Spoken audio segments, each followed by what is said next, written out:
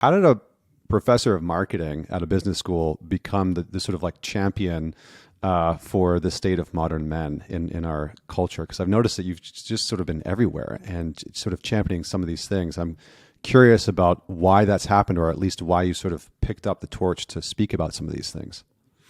I think you're being generous.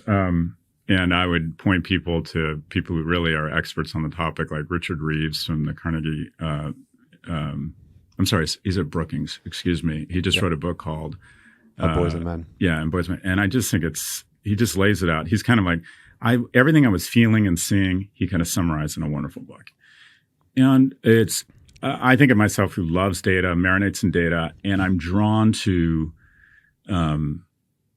unconventional thinking. Like the data says something that is entirely different than the narrative. And the discussion, what's really interesting, the discussion around failing young men has flipped in 2 years. And that is, in 2 years ago, if you were in any way advocating for men, it was seen as a zero-sum game, and that meant you were anti-women. If you were talking about struggling young men and we need to be focused on helping young men, that was seen as misogynist. Just from the get-go, it was like, boss, you've had a 400-year head start. How come your hair's on fire now when women have been, essentially abused and had real disadvantages over the last, several thousand years? And so the conversation that we're having now, even some feminists are recognizing, who wants more emotionally and economically viable men? Women. And there's something going on here. And I think the data reveals the following, and that is no cohort in America has fallen further faster in the last 40 years than young men. It used to be 40-60 women to men in college. Now it's flipped at 60-40, and it's even worse than that because men drop out at greater rates. Over the next 5 years, there's going to be 2 women who graduate from college for every 1 man. Wow. And you think, well, okay, fine. Women are finally getting their due. And you could say, well, when it was disproportionate towards women, we were there for women. We had affirmative action for women. We had affirmative action for people of color. And by the way, that was the right thing to do. But now that it's flipped, you can walk through NYU and everywhere there are flyers, women in consulting, angels of banking, all these female support groups, Go Girl. It's just everywhere. There's nothing for young men. And if you think about some of the knock-on effects, the unintended consequences, I'm a progressive, but there's a general feeling in progressive politics that you don't want to acknowledge the difference between men and women. Because if you were to acknowledge a difference in the genders, you're somehow, again, discriminating against people who are non-binary or transgender. And that's not true at all. But there is, and studies show this, there is a difference from a very young age between people born as males and people born as females. Our prefrontal cortex doesn't mature as early. So two 18-year-olds applying to college, the woman is effectively competing against a 16-year-old woman when she competes against an 18-year-old man. The executive function, the on-off, gas and brake, is just not much more immature for men. And you've seen the stats, 4 times more likely to kill themselves, 3 times more likely to be addicted, 12 times more likely to be incarcerated. More single women now own homes than men, which I think reflects a lot of progress. But the unintended consequence here, and there's all sorts of knock-on effects, is that women, and we don't like to say this, are typically drawn to men who are, what I say, taller than them. So physically taller. 50% of women say they're not attracted or wouldn't date someone shorter than them. It's probably more like 80% because I think in a survey, women probably don't acknowledge it or take that number down because it sounds weird to say I wouldn't be interested in a man shorter than me. But also women mate socioeconomically horizontally and up, men horizontally and down. And 3/4 of women say economic viability is very important in selection of a mate. It's only 1 in 4 for men. And here's the issue. Every year, women are getting taller and men are getting shorter. And so there's just fewer and fewer men who are viewed as economically viable, emotionally viable as mates. And so we're seeing mating rates going down. We're seeing what I call mating inequality, and that is technology tends to consolidate a market. Amazon consolidated retail, social media consolidated social, Google consolidated search or information gathering. Dating apps consolidate mating in the sense that women have a much finer filter. And because they have access to millions of people online, they can implement those filters. And 80% of the women are interested in the same 10% of men. So if you're a reasonable looking guy, that's not even number one, but you went to MIT and you're working at Google and your Rolex accidentally slips into your profile picture, you're going to get a massive number of swipe rights. If you're kind of 50 to 90th percentile, you do okay. The bottom half of men are literally shut out of the market. I mean, shut out, no, zero swipes. And it creates this downward spiral of confirmation that the market, specifically women, aren't interested in them. And the problem is now that you have more than 50% of young people and like 2/3 of men living at home, they become low self-esteem. And where it gets really ugly is they start blaming others. Specifically, they start blaming women. They become more prone to misogynistic content. They become more prone to nationalistic content, blaming other people, whether it's immigrants for taking the jobs or women, whatever it might be. And they start buying into this notion that somehow it's women's fault and they need to take on this aggressive complexion around society and women.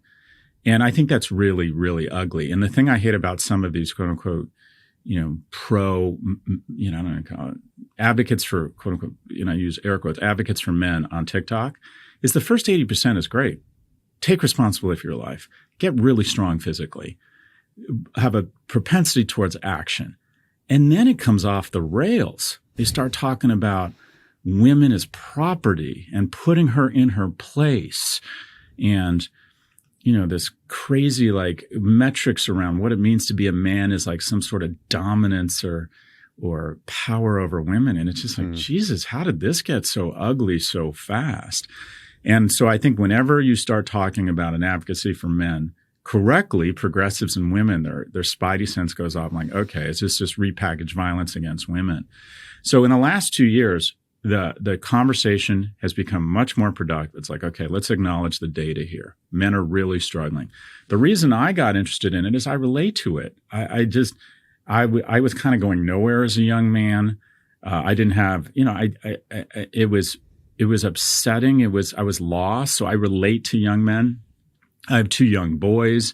I can see the difference between them and their female classmates.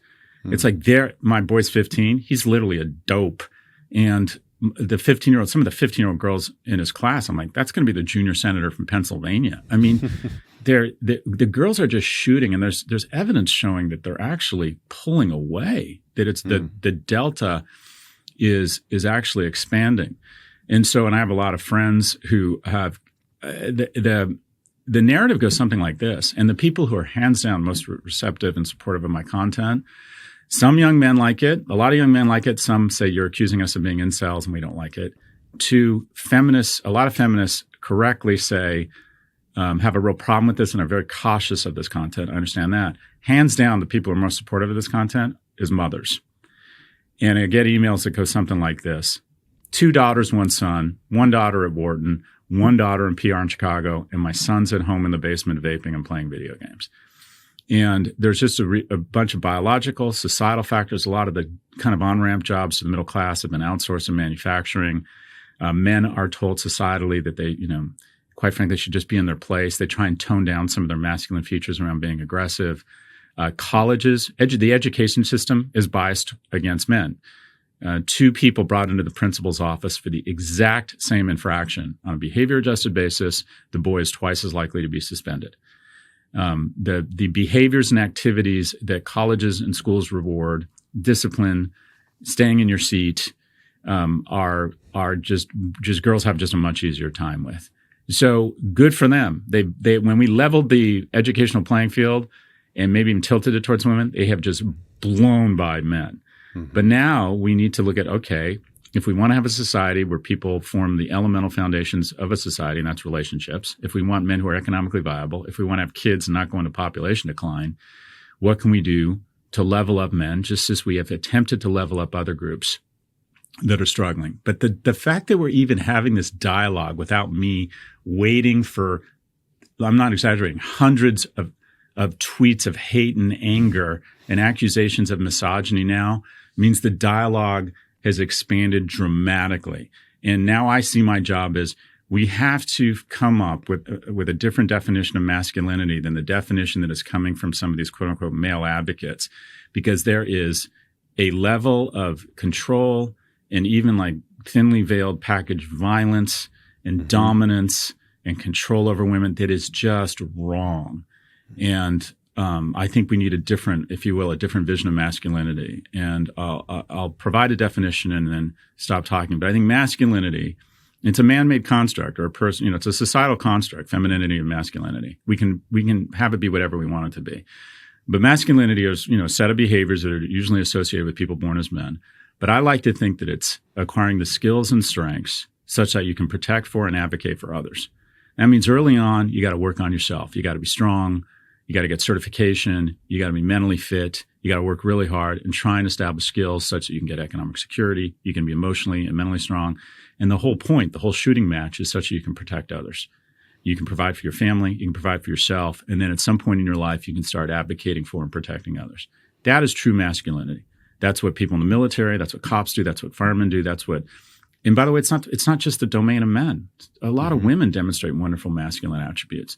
It's getting up at fucking 6 a.m. and going to work and doing shitty work such that you can protect your family economically. There's a lot. It's being physically strong, being mentally strong. But for God's sakes, it's never using your masculinity to in any way oppress people or to be some sort of predator for women physically or sexually, or not have the same level of respect and admiration for women. So I think we need some traditionally, masculine figures to start advocating a new form of masculine, and also to say that it's okay to be masculine. It's okay to want to have sex. It's okay to take risks. It's okay to be sexually aggressive. It's okay to go up to a strange woman who you're attracted to, and try and initiate a conversation. And if you don't know the difference between being aggressive and harassing someone, you got bigger problems. That's okay.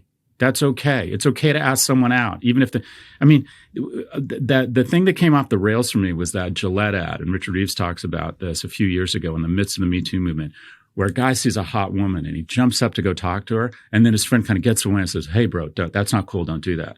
It's like, that's where we are? We're not supposed to initiate contact with strange women? And I have found that a lot of women would actually appreciate respectful overtures of interest from men. And if they're not interested, you'll figure it out very fast. And guess what? You're both going to be fine. It is not a traumatizing event. And so I think there are male behaviors that we have to say to men, this is okay. This is okay. It's okay to embrace your masculinity. But we have a situation where professionally, biologically, societally, educationally, men are really struggling. And then the last fact, and I promise I will stop here, is that Pew did a study that 1 in 3 men under the age of 30 haven't had sex in the last year. And people hear the word sex and their brain fires. I think of sex as a key step to an intimate relationship, and relationships are the basis of happiness in a productive society.